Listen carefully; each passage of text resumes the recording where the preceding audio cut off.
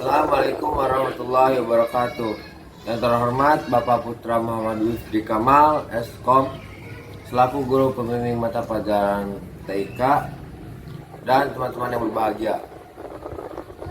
Pertama-tama marilah kita panjatkan puji syukur kepada Allah Subhanahu wa taala karena telah memberikan kita banyak nikmat, yaitu nikmat rahmat, kesehatan dan keselamatan sehingga kita dapat berkumpul pada hari ini dalam rangka presentasi. Adapun tema dalam presentasi ini yang akan kami bahas adalah memperkuat sistem keamanan dengan memanfaatkan pengembangan TIK. Saya Zidan Nafian Rizullah dari kelas 12 PS2 yang akan bertugas sebagai moderator pada hari ini. Saya akan membimbing jalannya presentasi hari ini. Adapun anggota kelompok saya pada kelompok ke-15 adalah 1. Muhammad Taliza Alif Anbiya, kelas 12 IPA. 2. Nadia Latifatul Munawaroh, kelas 12 IPS 2. 3. Saya sendiri Zidan Nafian Rizullah, kelas 12 IPS 2. Yang keempat, yakni Dwi Puspitasari, 12 IPA.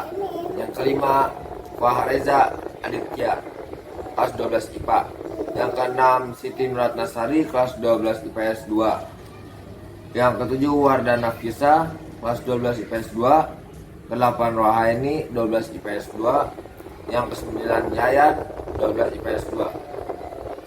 Nah, sedangkan rangkaian acara yang akan kita lewati adalah yang pertama sesi pembukaan, yang kedua sesi penyampaian dan penyajian materi, yang ketiga sesi penutup. Sesi selanjutnya adalah proses penyajian materi. Saya persilakan kepada rekan-rekan sekalian untuk penyampaian materi mengenai pengertian memperkuat sistem keamanan dengan memanfaatkan pengembangan TIK. Kepada rekan-rekan, waktu dan tempat saya persilakan. Assalamualaikum warahmatullahi wabarakatuh. Saya Muhammad Taliza Alif Anbiya ingin menjelaskan materi soal cybercrime. Definisi cybercrime adalah istilah yang mengacu kepada aktivitas kejahatan dengan komputer alat, sasaran atau tempat terjadinya kejahatan dan jaringan komputer atau jaringan internet sebagai medianya. Cybercrime dalam pengertian sempit adalah kejahatan yang terhadap sistem komputer, sedangkan cybercrime dalam arti luas mencakup kejahatan terhadap sistem atau jaringan komputer dan kejahatan yang menggunakan sarana komputer.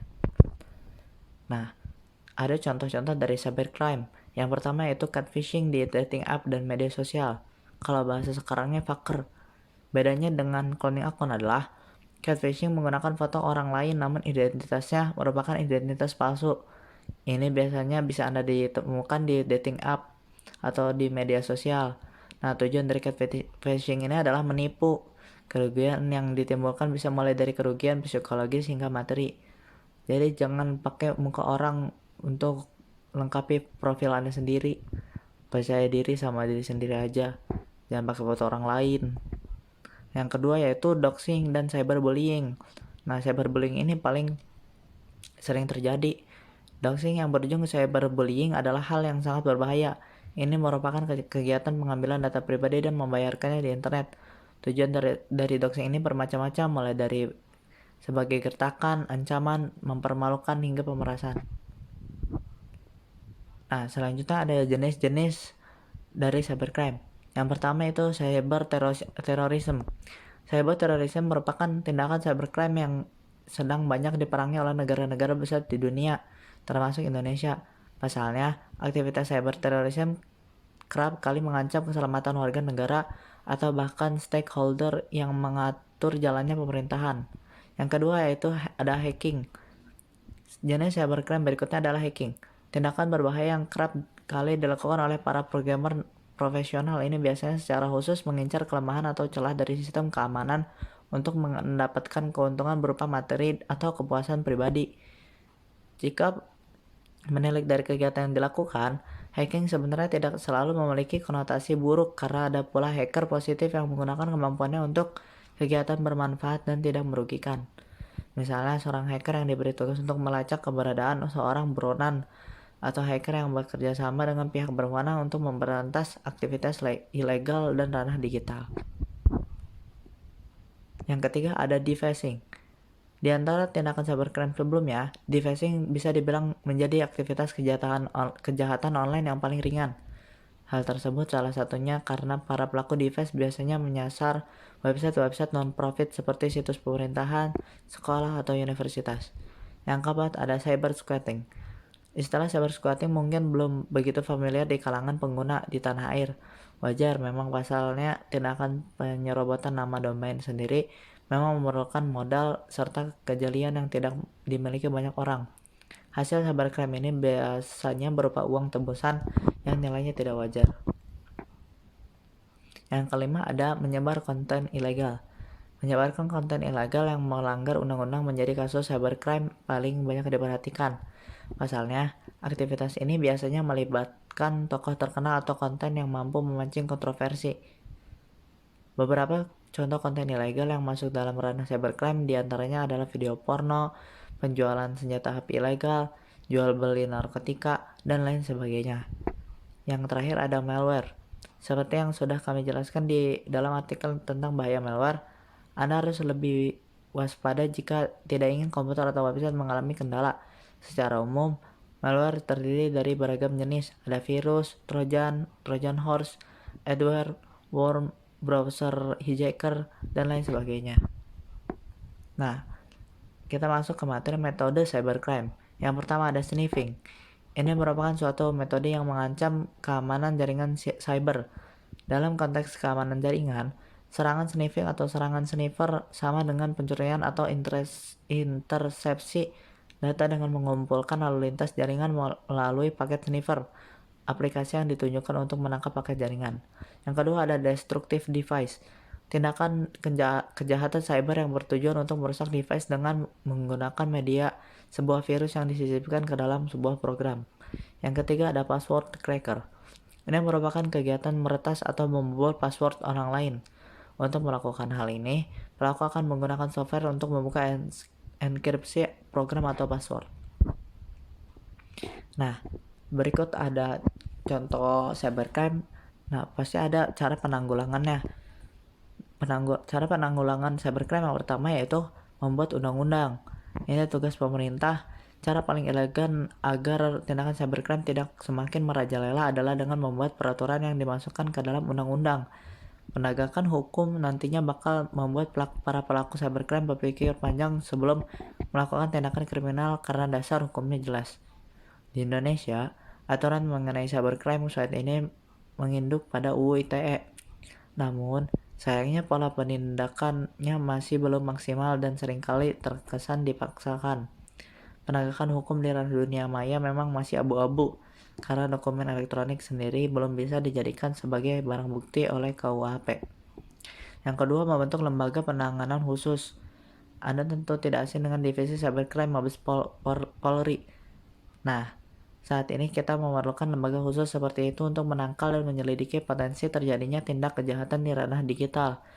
Beberapa negara tercatat sudah mulai menerapkan konsep ini dengan membentuk lembaga khusus yang menangani persoalan cybercrime. Karena demikian, hal tersebut hanya akan efektif jika diterapkan oleh banyak negara, sehingga tidak ada celah bagi pelaku cybercrime dimanapun mereka berada. Oke, sekian, terima kasih tentang penjelasan cybercrime. Assalamualaikum warahmatullahi wabarakatuh. Saya Siti Nurratnasari dari kelas 12 IPS 2. Di sini saya akan menjelaskan tentang sistem keamanan komputer. Sistem keamanan komputer merupakan sebuah upaya yang dilakukan untuk mengamankan kinerja dan proses komputer. Penerapan computer security dalam kehidupan sehari-hari ini berguna sebagai penjaga sumber daya sistem agar tidak digunakan, dimodifikasi, diinterupsi, dan diganggu oleh orang yang tidak berwenang. Keamanan komputer antara lain adalah dengan membatasi akses fisik terhadap komputer, menerapkan mekanisme pada perangkat keras dan sistem operasi untuk keamanan komputer, serta membuat strategi pemrograman untuk menghasilkan program komputer yang dapat diandalkan. Pengertian sistem keamanan komputer menurut para ahli. Yang pertama, menurut John D. Howard dalam bukunya yang bernama An Analysis of Security Incidents on the Internet, menyatakan bahwa keamanan komputer adalah tindakan pencegahan dari serangan pengguna komputer atau mengakses jaringan yang tidak bertanggung jawab. Yang kedua yaitu menurut Goldman. Pada tahun 1999 dalam bukunya yang bernama Computer Security menyatakan bahwa keamanan komputer adalah berhubungan dengan pencegahan diri dan deteksi terhadap tindakan pengganggu yang tidak dikenali dalam sistem komputer. Selanjutnya yaitu lingkup security, keamanan sistem komputer. Yang pertama yaitu ada pengamanan secara fisik. Contohnya yaitu wujud komputer yang bisa dilihat dan diraba, semisal monitor, CPU, keyboard, dan lain-lain. Yang kedua yaitu pengamanan secara akses, yaitu pengamanan yang dilakukan untuk yang menggunakan sistem operasi lagging atau yang disebut penguncian dan sistem operasi jaringan. Tujuannya yaitu untuk mengantisipasi kejadian yang sifatnya disengaja atau tidak disengaja seperti kelalaian atau keteledoran pengguna yang seringkali meninggalkan komputer dalam keadaan masih menyala. Yang ketiga yaitu pengamanan data. Pengamanan data ini dilakukan dengan menerapkan sistem tingkatan atau hierarki akses, di mana seseorang hanya dapat mengakses data tertentu saja yang menjadi haknya. Untuk data yang sifatnya sangat sensitif dapat menggunakan password atau yang disebut kata sandi. Terakhir, yang keempat yaitu pengamanan komunikasi jaringan. Ini dilakukan dengan menggunakan kriptografi di mana data yang sifatnya sensitif dienkripsi atau disandikan terlebih dahulu sebelum ditransmisikan melalui jaringan tersebut. Selanjutnya adalah aspek dan ancaman terhadap keamanan sistem komputer. Yang pertama yaitu ada privacy, adalah sesuatu yang bersifat rahasia atau private. Intinya adalah pencegahan agar informasi tersebut tidak diakses oleh orang yang tidak berhak. Contohnya adalah email atau file-file lain yang tidak boleh dibaca orang lain meskipun oleh administrator. Selanjutnya yaitu ada confidentiality. Ini merupakan data yang diberikan ke pihak lain untuk tujuan khusus tetapi tetap dijaga penyebarannya. Contohnya yaitu data yang bersifat pribadi seperti nama, alamat, nomor KTP, telepon, dan sebagainya.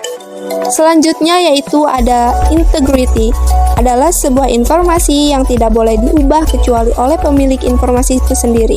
Terkadang data yang telah transkripsi pun tidak terjaga integritasnya karena ada kemungkinan ciphertext dari enskripsi tersebut berubah. Contohnya yaitu penyerangan integritas ketika sebuah email dikirimkan di tengah jalan lalu disadap dan diganti isinya, sehingga email yang sampai ke tujuan sudah berubah. Selanjutnya adalah authentication. Ini akan dilakukan sewaktu user login dengan menggunakan nama user dan passwordnya. Ini biasanya berhubungan dengan hak akses seseorang, apakah dia pengakses yang sah atau tidak. Selanjutnya yang terakhir adalah availability. Aspek ini berkaitan dengan apakah sebuah data tersedia saat dibutuhkan atau diperlukan. Apabila sebuah data atau informasi terlalu ketat pengamanannya akan menyulitkan dalam akses data tersebut. Di samping itu, akses yang lambat juga menghambat terpenuhnya aspek availability. Selanjutnya, untuk yang terakhir yaitu ada bentuk-bentuk ancaman dari sistem keamanan komputer. Yang pertama yaitu adalah interupsi atau yang disebut interruption. Interupsi adalah bentuk ancaman terhadap ketersediaan availability, di mana data dirusak sehingga tidak dapat digunakan lagi. Perusakan ini dibagi menjadi dua bagian. Yang pertama yaitu perusakan fisik. Contohnya adalah perusakan hard disk, perusakan media penyimpanan, dan pemotongan kabel jaringan. Selanjutnya yang kedua yaitu perusakan non-fisik. Contohnya, penghapusan suatu file-file tertentu dari sistem komputer. Yang kedua adalah intersepsi atau yang disebut dengan interception. Intersepsi adalah bentuk ancaman terhadap kerahasiaan atau yang disebut dengan secrecy, di mana pihak yang tidak berhasil mendapat hak akses untuk membaca suatu data atau informasi dari suatu sistem komputer. Yang ketiga yaitu modifikasi atau modification. Modifikasi adalah bentuk ancaman terhadap integritas atau integrity, di mana pihak yang tidak berhasil mendapat hak akses untuk mengubah suatu data atau informasi dari suatu sistem komputer. Selanjutnya, untuk ancaman yang terakhir adalah fabrikasi atau yang disebut dengan fabrication. Fabrikasi adalah bentuk ancaman terhadap integritas, tindakan yang dilakukan dengan meniru dan memasukkan suatu objek ke dalam sistem komputer, di mana objek yang dimasukkan ini berupa suatu file maupun record yang disisipkan pada suatu program aplikasi. Itulah penjelasan sistem keamanan komputer dari saya. Kurang lebihnya mohon dimaafkan. Saya tutup dengan ucapan terima kasih. Assalamualaikum warahmatullahi wabarakatuh. Perkenalkan, nama saya Yan, kelas 12 IPS 2. Di sini saya akan menjelaskan materi mengenai teknologi informasi dalam sistem perbankan. Mari kita simak video penjelasannya. Pada kesempatan kali ini, saya akan membahas teknologi informasi perbankan. Yang pertama, saya akan membahas pengertian teknologi informasi perbankan. Yang kedua, saya akan membahas contoh teknologi informasi perbankan. Yang ketiga, hubungan e-banking dengan e-commerce. Yang keempat, dampak teknologi informasi perbankan. Apa sih teknologi informasi perbankan itu? Ya, teknologi informasi perbankan adalah teknologi terkait sarana komputer, telekomunikasi, dan sarana elektronik lainnya yang digunakan dalam pengelolaan data keuangan atau pelayanan jasa perbankan. Adapun contoh teknologi informasi perbankan. Yang pertama, teknologi transaksi keuangan. Contohnya sistem QR Code dan e-money.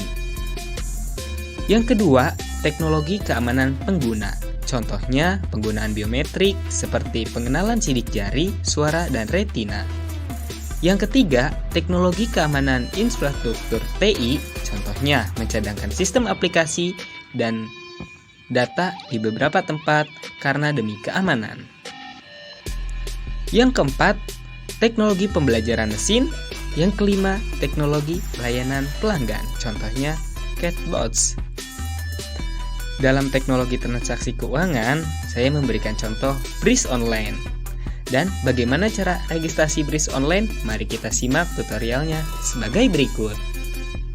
Langkah pertama, siapkan KTP, ATM, dan buku tabungan, misalnya BRI Syariah.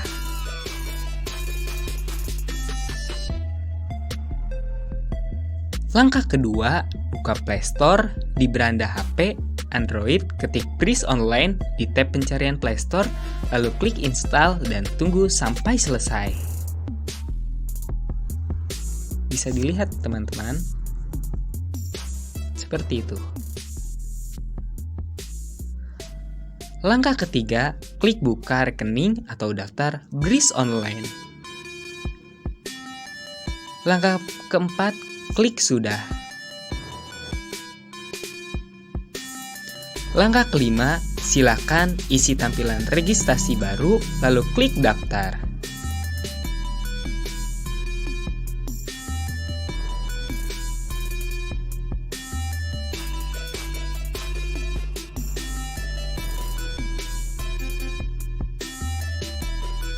Langkah keenam, klik aktivasi. Langkah ketujuh, klik di pojok kanan bawah setuju. Langkah 8, isi nomor kartu ATM dan PIN kartu ATM, lalu klik aktivasi. Langkah 9, silakan masukkan kode OTP.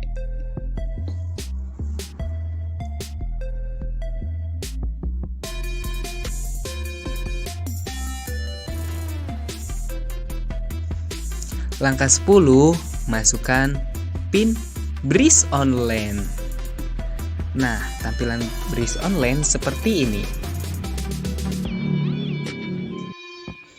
Nah, adapun pelayanan di BRIS online. Mari kita simak. Di bagian top up ada BRIS, Link Aja, GoPay, OVO, dan Playtrend. Di bagian pembelian ada pulsa, paket internet, dan token listrik. Di bagian tagihan ada PDAM, e-Samsat, listrik, telepon atau HP, internet, TV berbayar, intusi, pendidikan, asuransi, tiket, BPJS Kesehatan, MPN, dan pelunasan haji. Lalu, di bagian toko online ada Tokopedia dan Bukalapak. Nah, seperti yang saya contohkan tadi, di aplikasi BRIS Online itu terdapat fitur pelayanan toko online. Lalu, apa hubungannya dari e-banking dengan e-commerce? Apa itu e-banking? Ya, e-banking adalah kegiatan melakukan transaksi pembayaran dan transaksi lainnya melalui internet dengan website milik bank yang dilengkapi dengan sistem keamanan. Contoh, bank yang menyediakan fasilitas internet banking yaitu ada BCA, www.klikbca.com, ada Bank Mandiri, www.bankmandiri.co.id, ada BNI yaitu www.bni.co.id, ada BRI Banking yaitu www.ibri.co.id, ada BRI Syariah yaitu e-banking brisyariah.co.id.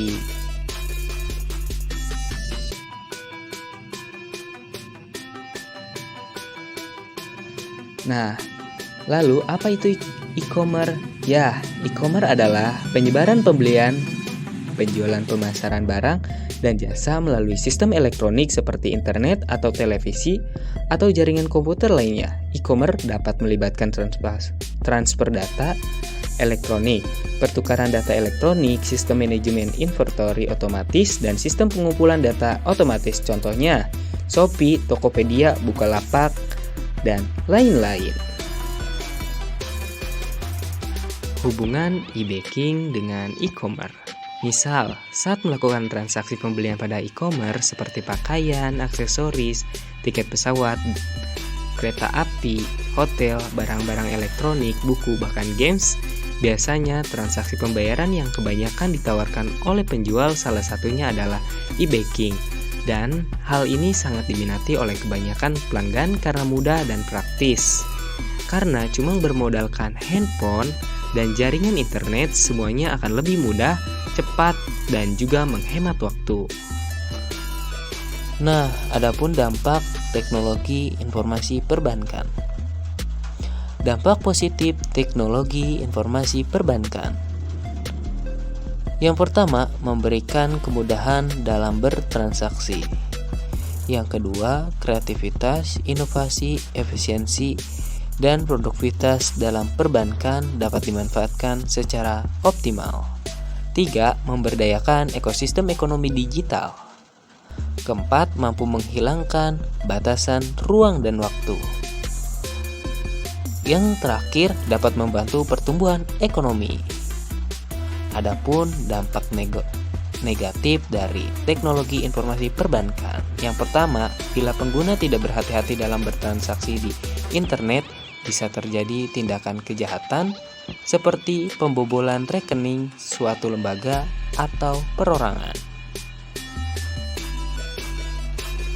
Yang kedua, dengan mudahnya melakukan transaksi di internet menyebabkan akan semakin memudahkan pula transaksi dilarang seperti barang selundupan atau transaksi narkoba. Mungkin cukup sekian dan terima kasih atas penjelasan saya. Mohon maaf apabila ada kesalahan. Assalamualaikum warahmatullahi wabarakatuh. Saya Nidia Puspitasari dari kelas 12 MIA. Di sini saya akan menjelaskan tentang sistem keamanan dalam sensor. Nah, pengertian sensor ini adalah suatu peralatan yang berfungsi untuk mendeteksi gejala-gejala atau sinyal-sinyal yang berasal dari perubahan suatu energi seperti energi listrik, energi fisika, energi kimia, energi biologi, dan mekanik atau sebagainya. Selanjutnya, klasifikasi sensor secara umum berdasarkan fungsi dan kegunaannya dapat dibagikan menjadi 3 kelompok. Yang pertama yaitu mekanis, yang kedua yaitu optik atau cahaya, yang ketiga itu sensor thermal atau panas. Yang pertama itu sensor mekanis. Sensor mekanis adalah sensor yang mendeteksi perubahan gerak mekanis seperti perpindahan atau pergeseran atau posisi, gerak lurus dan lingkar tekanan, aliran level, dan sebagainya. Contohnya, stack gauge, linear variable differential transformer atau yang bisa kita sebut sebagai LVDT, proximity potentiometer, load call, burn to burn, dan sebagainya. Yang kedua yaitu sensor optik. Sensor optik atau cahaya adalah sensor yang mendeteksi perubahan cahaya dari sumber cahaya, pantulan cahaya ataupun bias cahaya yang mengenai benda atau ruangan. Nah, contohnya itu protokol, fototransistor, fotodiode, fotovoltage, fotomultiplier, pyrometer optik, dan sebagainya. Yang ketiga yaitu sensor thermal atau panas. Sensor thermal adalah sensor yang digunakan untuk mendeteksi gejala perubahan suhu pada suatu dimensi benda atau dimensi ruang tertentu. Nah, contohnya itu bimetal, thermistor, thermocouple, RTD, fototransistor, fotodiode, fotomultiplier, photovoltaic, infrared, hyperometer, pyrometer, dan sebagainya. Manfaat dari keamanan sensor PIR.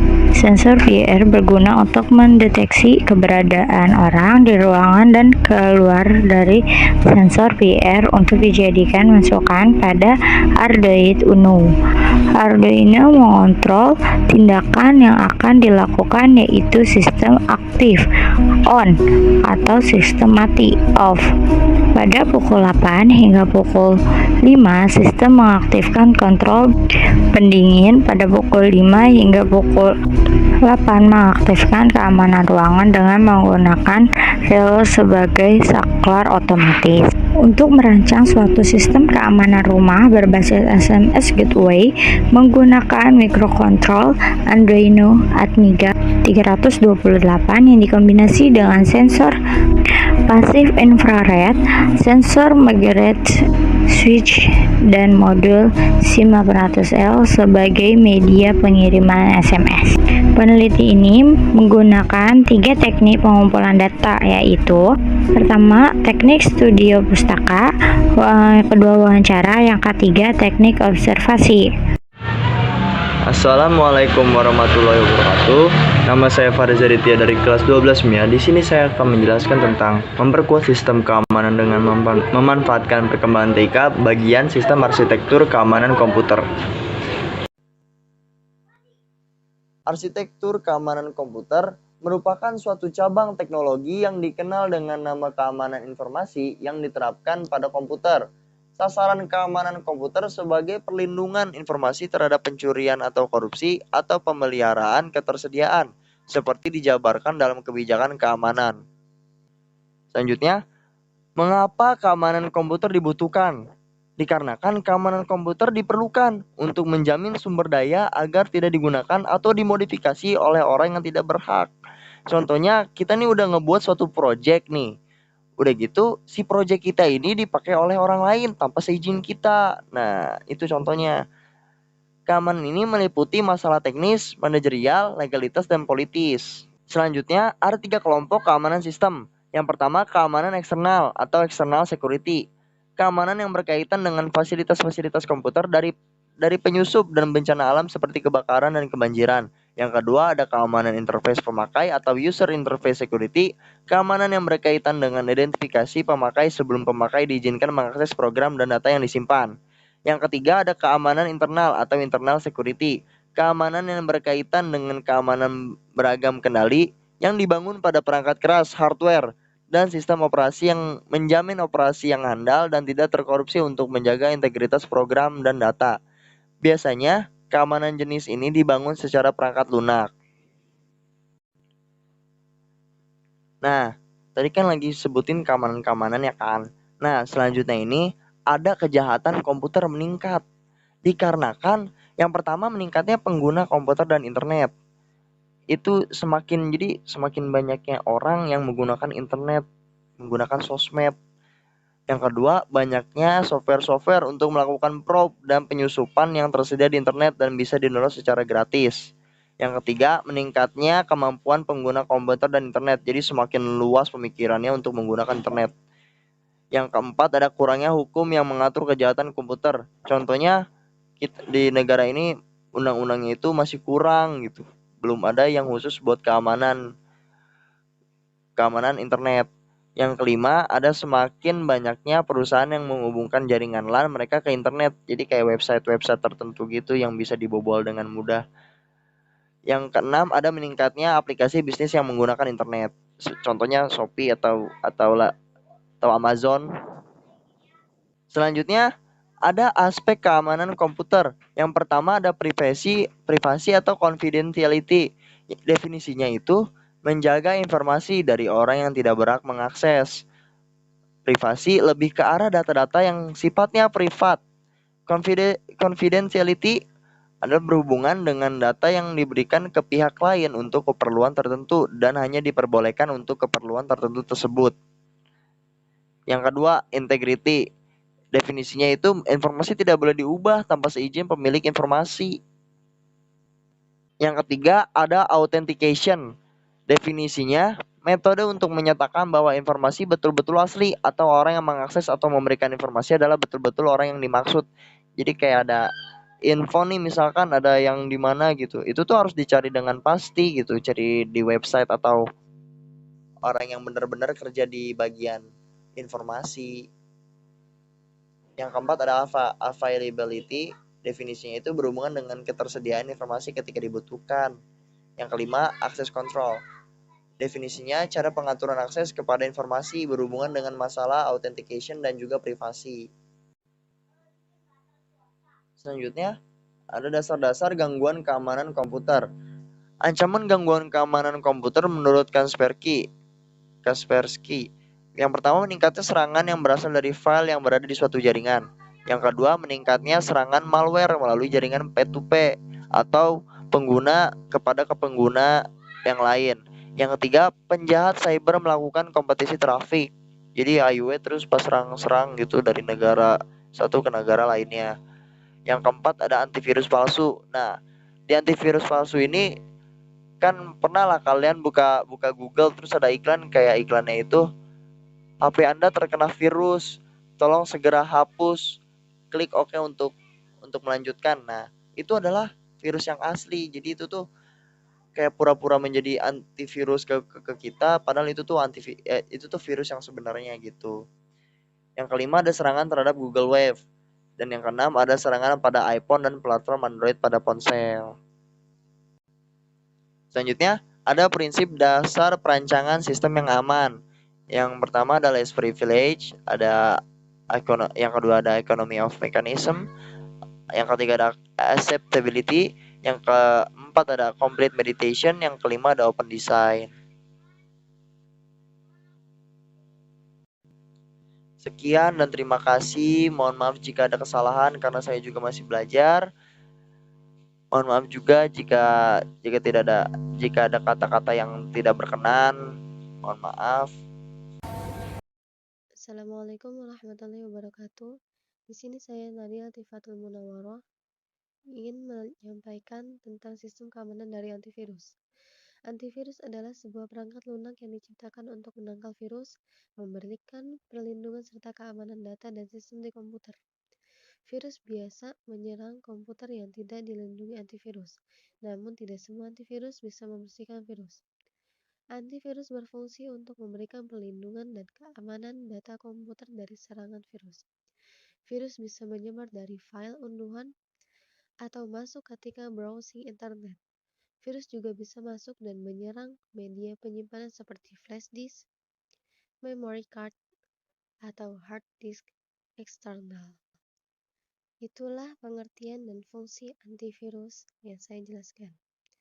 Selanjutnya kita memasuki kepada kelebihan dan kekurangan antivirus itu sendiri. Kelebihan antivirus yaitu melindungi semua sistem, bisa dipasang pada browser, proses pemasangan mudah, perlindungan firewall, spyware, dan email scanner, anti-spam. Kekurangan antivirus adalah ukuran file besar, harga mahal, update membutuhkan koneksi internet. Jika ada virus baru yang belum dikenali, maka tidak bisa dihapus. Dan yang terakhir, jika salah mengidentifikasi, maka program akan error. Umumnya ada 12 jenis virus yang perlu diwaspadai, yaitu A. Worm. Worm merupakan virus komputer yang tidak terlalu berbahaya. Namun apabila dibiarkan terus-menerus, maka virus ini dapat membuat penyimpanan komputer penuh dan membuat sistem komputer menjadi cepat rapuh. B. Trojan. Jenis virus komputer ini dibuat dengan kemampuan mengontrol, mengendalikan data, atau bahkan mencuri data yang ada pada komputer. Sama halnya dengan virus worm. Virus Trojan ini biasa muncul melalui jaringan internet dan juga email yang diterima oleh pengguna, serta data pribadi yang tidak di-password. Tujuan dari Trojan adalah memperoleh informasi dari target seperti password, kebiasaan user yang tercatat dalam sistem log, data, dan mengendalikan target. B. Backdoor. Backdoor merupakan jenis virus komputer yang hampir sama dengan Trojan. Namun backdoor biasanya menyerupai file yang baik-baik saja, misalnya game. Backdoor merujuk kepada mekanisme yang dapat digunakan untuk mengakses sistem, aplikasi, atau jaringan, selain dari mekanisme yang umum digunakan seperti proses logon atau proses autentikasi lainnya. Selanjutnya adalah jenis-jenis virus yang paling berbahaya. Yang pertama ada spyware. Virus spyware adalah software yang diinstal secara diam-diam oleh hacker dan digunakan untuk memantau perilaku online korban. Kedua, rogue. Rogue merupakan program yang meniru program antivirus dan menampilkan aktivitas layaknya antivirus normal dengan memberikan peringatan-peringatan palsu tentang adanya antivirus. Tujuannya adalah agar pengguna membeli dan mengaktifasi program antivirus palsu itu dan mendatangkan uang bagi pembuat virus rogue tersebut. Selanjutnya yang ketiga adalah rootkit. Rootkit adalah jenis malware yang tersembunyi dirancang untuk menyembunyikan keberadaan proses atau program tertentu di komputer Anda dari metode deteksi biasa, sehingga memungkinkan atau mengakses proses berbahaya lainnya ke komputer Anda. Selanjutnya jenis virus yang sering ditemui. A. Web scripting merupakan kode program yang dipakai untuk mengoperasikan konten yang terdapat dalam sebuah website. B. Multi-parted virus. Virus ini bersembunyi di dalam RAM yang tentunya dapat menginfeksi sistem operasi pada program tertentu. Jika tidak segera diatasi, maka virus ini akan merambah pada bagian hard disk. C. Memory residence virus merupakan salah satu dari virus yang diciptakan untuk menginfeksi memori RAM. D.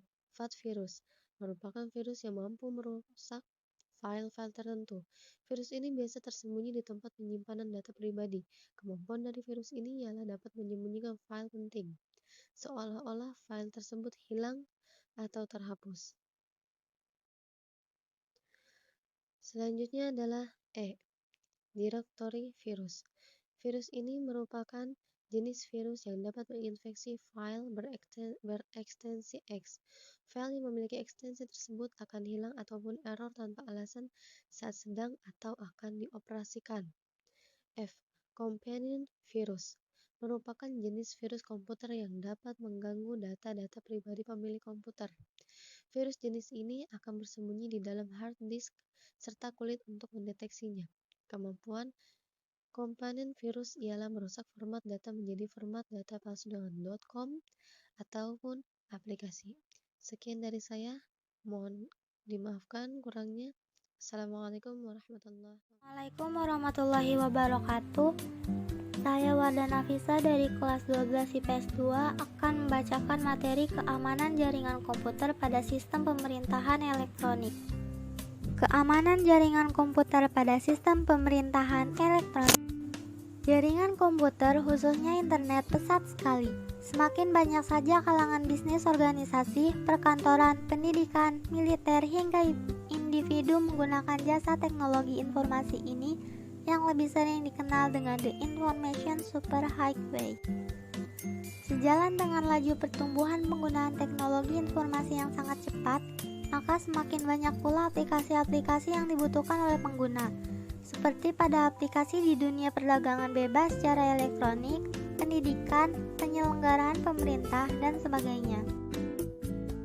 Paling tidak, ada 4 hal yang menjadi sasaran pengembangan e-government, yaitu 1. Layanan individual atau warga negara atau government to citizen, G2C. G2C membangun fasilitas satu pintu yang mudah ditemui dan mudah digunakan untuk semua layanan pemerintahan kepada warga negara. 2. Layanan bisnis atau government to business, G2B. G2B mengurangi beban kerja pengontrolan bisnis, misalnya pelaporan keuangan perusahaan pada pemerintah, perhitungan pajak, dan sebagainya, dengan cara menghilangkan duplikasi pengumpulan data. 3. Antar entitas pemerintahan atau government to government, G2G. G2G memudahkan penyelenggara pemerintah lokal untuk mendapatkan data dari partnernya. Internal pemerintahan atau internal efisiensi dan effectiveness. IEE memanfaatkan teknologi informasi untuk mengurangi biaya administrasi pemerintahan dengan menggunakan alat bantu yang sudah teruji efektivitasnya di dunia bisnis seperti supply chain management, financial management, dan knowledge management. Landasan teori pengamanan sistem. Dalam pengembangan e-government perlu dipersiapkan beberapa hal, antara lain 1. Kebijakan pemerintah. 2. Penumbuhan budaya yang mendukung pada unit-unit penyelenggara pemerintahan. 3. Rasionalisasi struktur data dan penyelenggara pemerintahan agar sesuai dengan kebutuhan e-government. Misalnya mengusahakan agar tidak ada data yang terduplikasi antar entitas pemerintahan. 4. Menyiapkan mekanisme online trust melalui pengamanan sistem komputer. 5. Penyiapan sumber daya manusia. 6. Penyiapan strategi untuk mengatasi resistensi dari orang-orang berkepentingan. 4 hal yang disebut di atas merupakan butir penting yang harus mendapat prioritas pengembangan e-government, yang di dalamnya mencakup pengamanan sistem. Metode pengamanan. Langkah yang umum dilakukan pada implementasi e-government adalah penjaminan layanan elektronik yang menyediakan akses melalui portal dan secure gateway bagi seluruh stakeholder pemerintahan. Beberapa metode pengamanan yang dapat dilakukan adalah pengaturan. 1. Authentication. Pemahaman tentang personal dan jenis perangkat yang dipergunakan untuk mengakses sistem. Hal yang menjadi perhatian utama dalam proses authentication adalah A. Komponen informasi yang diketahui pengguna seperti password atau nomor PIN. B. Komponen informasi yang dimiliki oleh pengguna seperti smart card atau hardware. C. Komponen informasi yang secara natural dimiliki oleh pengguna seperti fingerprint atau iris scan. Satu hal yang perlu diingat bahwa model authentication bukan suatu metode pengamanan tunggal, melainkan salah satu bagian dari metode pengamanan modul e-government. Beberapa alternatif implementasi yang dapat dipilih pada proses online authentication diantaranya password, personal identification number atau PIN, dan user identification atau user ID. Metode ini adalah model yang paling umum dipergunakan pada online transaction. Terdapat beberapa hal yang menjadi kunci utama keberhasilan model authentication ini, yaitu 1. Panjang karakter ID. 2. Penggunaan verifikasi dengan model kamus bahasa. 3. Penerapan waktu kadaluarsa. 4. Pencatatan waktu login. One time password.